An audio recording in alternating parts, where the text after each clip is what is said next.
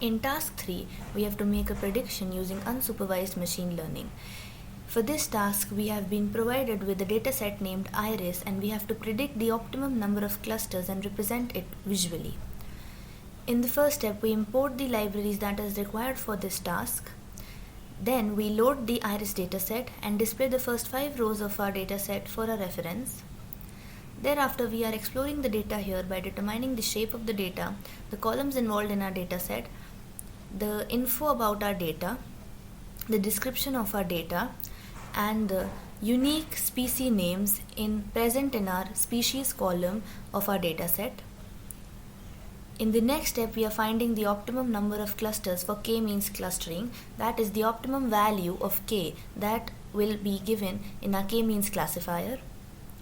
Here, using the .ilog function, we are making a selection by position with the help of first, second, third and fourth column of our dataset, and we store those values in our variable named x. For the next step, we are using the elbow method to determine the optimum value of k.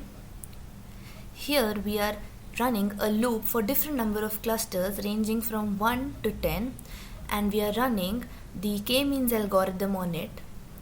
Thereafter, we are appending the inertia or distortion to the distortions list that we've declared here.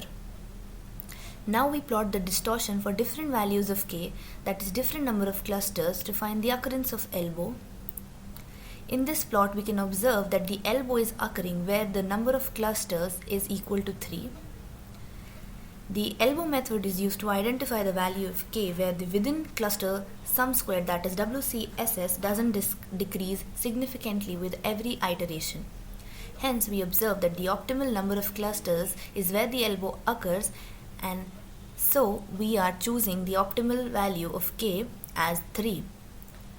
Now, using the number of clusters that we have derived from the elbow method, that is equal to 3, we run the k-means algorithm and we store the index of the cluster to which each sample belongs to in the k-means variable.